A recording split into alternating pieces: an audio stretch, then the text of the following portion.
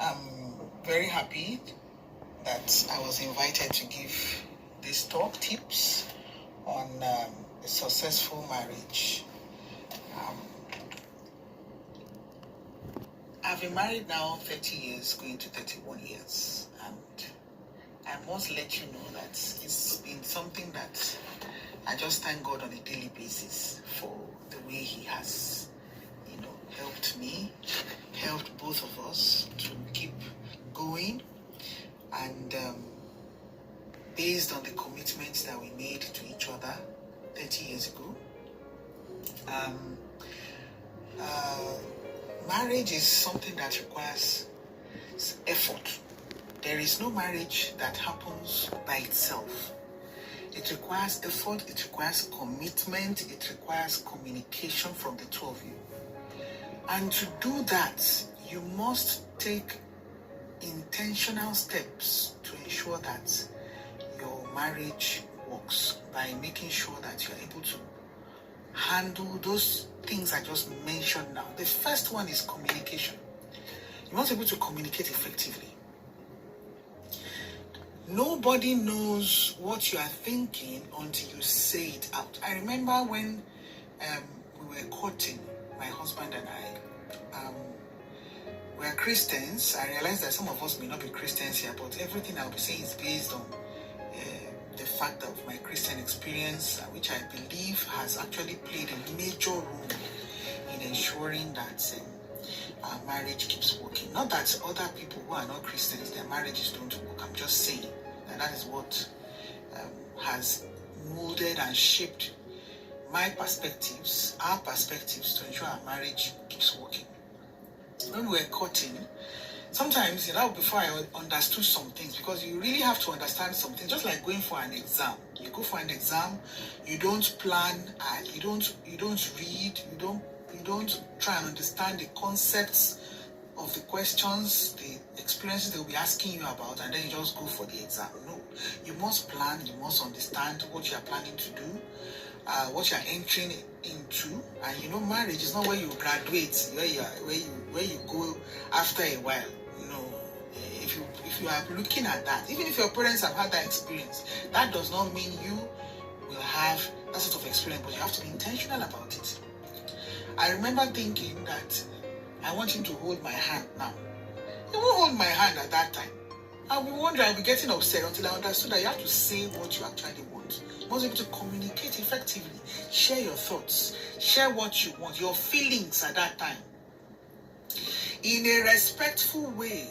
Don't say because you want to communicate, just say anything that comes out of your, that comes to your mind. No, you must be able to communicate your thoughts, your desires with each other in a respectful and even empathetic manner. See, empathy is something that we have to develop. Nobody's born with it. Empathy has to be, not just for patients. I realize I'm talking to doctors for the most part. Not just to patients. You must be empathetic to your partner. You must put yourself in that person's shoes when you are talking about anything. Somebody was telling me yesterday about the fact that her husband just locked her out and just decided not to sleep with her anymore because she mentioned that she perceived an odor after they had sex, and the guy just got angry. So you must be able to put yourself in that person's shoes. If somebody says this to me now, how would I feel? Not that it's not true, but you must know how to put things across in a way that, that in a crude way. You must learn how to speak, because people came from different backgrounds. So you must learn how to do all that. That's one. The other thing is to develop trust and honesty. Trust does not happen by itself. You must build it. You have to be reliable. You have to be transparent. You have to be honest with each other. What you cannot do, you don't begin to say all those things. And then when you are told, you are asked to do something, you must be found to be reliable in that area. There are certain things that, if I am asked to do them, I will do them to a T. You understand? So you must be found to be reliable with everyone. That's the only way people will be able to build trust in you. Particularly your partner must be able to build trust in you. There are some people that they don't trust each other. They just, I don't know, he may not do it, or she may not do it, or she may respond in a certain way. You have to sit down. That's what courtship is all about. That your courtship period is very, very, very, very important. An early marriage. All these things are very important because people are coming from different backgrounds. You have to make and build a home that when you are in it, you are enjoying it, you are not enduring it. The other one is to respect and appreciate each other. Treat each other with respect. This is very important. Whether you are male or female, it's not a manly thing that he alone deserves respect. You also, as a woman, deserves respect. And these are things that your partner needs to understand for marriage to work. Treat each other with respect, with kindness. Be good to the person. Don't take him for granted. Express gratitude. And that one doesn't. These are things that, if he does a little thing, appreciate him. Express admiration. When he dresses up, when she dresses up, express admiration. Don't just take them for granted. No, these are all things that are important, which you must take note of. And kindness also. There are many partners that they don't treat each other with kindness. They just behave in a way that, as though the person is just an enemy. Maybe they're just living together in boys' quarters or something. No, you must be kind. You must behave kindly. You serve food also with kindness. You talk with the person with kindness. You treat his children, his family with kindness. Respect them. Appreciate them. It's part of it. It's an extension of marriage, because in our culture, you're not married only to the man. You can't say only this is my husband. No. This is something that everybody that is in that marriage must respect them. You must make up your mind to respect them, no matter what. Number 4, you must compromise also. You must learn to compromise. Not that everything that you are doing it must be your way. Whether you are male or female, you must learn to compromise. You must learn to, learn to forgive each other's mistakes. In addition, there are some situations where it's not only what you say that must hold sway. This is a partnership. It's not a one-way thing. It's not one way that one person only will be making the, shall we say, rules. No, sir, no, ma. 2 of you are working together to build a home. So if somebody is this perspective, that perspective, everybody comes together to reach a decision. There's what they call parliament. You come together, you sit down. In my home, we have parliament, family, the children also. When it is required, we call them together to talk about stuff. Both you and your husband, you must have a time that you talk with each other. And you can say, no. Even if it is wrong, what is obviously happening, give him room to make mistakes. Not serious ones, but give him room. Pray about it. That's one reason why you must be close to your God. A woman that is not able to pray and seek the face of God on matters that are of great importance, you're going to have a very difficult time. You must learn how to, ask God to change his mind, to work on him. And don't insist. Hey, it's not, in our culture, a woman, even if you're anymore, you cannot be insisting on your way all the time. In fact, there's no need to insist. Just be looking. Suggest. Give your own suggestions. Your marriage will work better when you're able to pander to the male ego. And ego is everywhere. It's not an African thing. Just that maybe culture in some other places has played down on it. But still, the man is the head of the home. That is how the scriptures put it. But there is no marriage in heaven. So the one that you have here on earth, make sure it works. Make sure you enjoy it. Not that you are enduring it. Another one is when you make a mistake or he makes a mistake, you must own up. Don't just say it's one of those things and just carry on. No, you must learn to make, to forgive when you make mistakes and own up to it. Learn to say that word, sorry.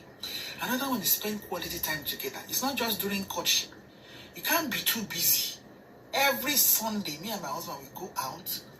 We may sit in, we may buy and sit and talk. We go almost everywhere together. We plan ourselves. If you see us separately, it means that maybe at that time it was not possible. But you make things revolve around each other and around making sure that your home works very well. Always check up on each other. Check up on each other. Send messages. Call up every 2 hours. Call up. Send a message. Oh, I just want to know where you are, what you're doing. I just want to say I love you. It's not an early marriage thing. It is something that you have to keep doing to make things, ever fresh, ever sweet. You dress up. Don't only dress up only when you want to go out. In my home, I wear nika, I wear bomb shorts, I wear spaghetti. You shave your armpits, you take care of your hair, you do your hair regularly, you look beautiful. For each other. You look handsome. Take care of your nika. Take care of your underwear. If you can't wash them, get somebody to wash them. Get a laundry person. These are things that you must do to make things sweet, make things good in your home. That quality time together, let nobody odor. Invest in perfumes, in underarm roll-on deodorants, in mouthwashes. There is nobody that does not have one form of mouth odor or the other. But people take care of it so that it is not offensive. There is no way at one point or the other, even when you are sleeping, that there will be nothing. So you must make sure that you take care of all those ones. Brush your mouth in the morning, brush your mouth in the evening, after every meal. And then you take care of your nighties. Make sure they are sexy. Make sure they are things that are desirable. Invest in underwear that are meant to advance desire, to make things more interesting. Change your bed sheets. Rearrange your home. Make sure that things are put in the proper place, not socks that are smelly everywhere. There are some men who are put off with dirt. There are some men who are put off with a disorganized environment. Study your man and know the one that bothers him. And don't take him for granted, because there are other women outside who plenty. If you just do anyhow, so that you will not go and see anyhow, it is well. Then you support each other's growth. These are the things that help marriage. Some men, they suppress their women.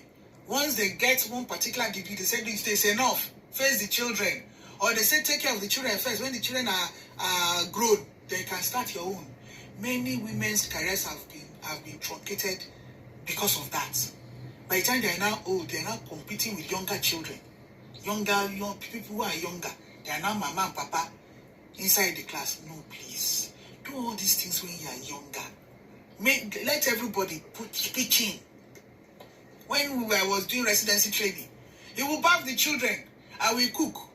We will pack everything and go our way. When I had to travel, we will find a way, one way or the other, to make things work. Don't wait until you are now 50-something, you are 40-something, you are in your late 30s before you sort out all those ones. So you support each other's growth. Encourage each other, your personal growth, your professional growth, your spiritual growth. Don't leave one person behind. Another one is manage your conflicts effectively. Address them in a constructive way, in a respectful manner. Don't go around reporting.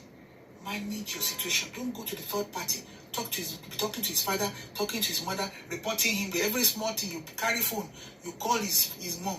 Every small thing you carry phone, you call her dad. No, that's not good. Work out things by yourself in a respectful way. There are some people, it is in the midnight, they will wake you up and say, hey, that thing you were saying, that's rubbish. Understand what the other person, how the other person works, and work with that. Each person has different ways of solving conflict. Look at the way your partner, what the person your partner cannot accept, and avoid all those things. You want your marriage to be successful, you look at each other's likes and you work on that. And whatever they don't like, you avoid. And that's how you're able to manage your conflicts effectively. Don't report to the children. Don't exclude anybody. When things are happening, just say, you stop cooking. Or you stop sleeping with him. Or stop sleeping with her. That is very, very nasty. Don't be unkind. It's not easy, we know. But you know, in life, you learn to work even at your place of work with those that you don't like. Those that you cannot even bear. You are good, you behave well. So why do you just do anyhow in the home? So you must learn to overlook things. You must learn to do things in a respectful way. When you need to talk and resolve a conflict, call each other away from the kids. Don't allow the children to even bring a wedge between the two of you, because when they are grown, they will go and look for their own partner. And then it will be you and you alone with that same person. Stay in the same room, don't move out. Every small thing you run to your dad with your load. That's rubbish. Anyway, I don't blame some guys. There's some people that it's their parents that will say, come.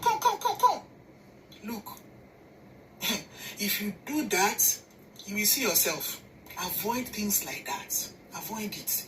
Make sure that whatever you are doing, you are able to understand each other and you are able to work on it. After all, there was time you said you loved this person and this is the only person. Learn to remember all those times. That's why pictures are so important. Videos, old pictures, old videos. Look at your old albums. You will remember all over again the reason why you married this person. And that will help you. So these things will build a strong foundation for you. And of course, if there is any problem in the marriage that you see that you can no longer, find a solution for, seek help on time. Don't wait until the person's love has disappeared or the willingness to make things work has disappeared. There are many people who can help you. If there are any issues, you can let some people like us know. There are very senior people who have successful marriages. Maybe in your place of work, maybe in your office, or maybe in church. There are people who can help you. There are also professional marriage counselors that can help you. Don't wait until your marriage has broken down. And there are some marriages that are under stress, maybe because of lack of children, or maybe because of some other issue. Work out all those things. Seek help for children on time. Thank God technology has changed. There's no need to wait for years and years and years without children. You can adopt. There are many children who need love. We need someone to show love to them. Then again, there are areas that you need to also work on. Work on all these ones with the assistance of God. I believe that God will help you to make your own marriage successful also. And another thing in marriage is that you want to raise children who are successful, children who are well behaved, children who will not be a problem to the society. These are the things you need to work on also, aside of each other. Your children together. Don't leave those children for your teachers in the school. It's wrong for you to. If you do all those ones, it will worry you. Because at the end of the day, after you have built a successful empire, a successful business, and everything that you are doing, then your children will now make you begin to cry. I pray that that will not be your portion in the mighty name of Jesus. So, thank you for inviting me. I appreciate you. If you have any questions, you can reach me here, or you can also talk to me privately. God bless you.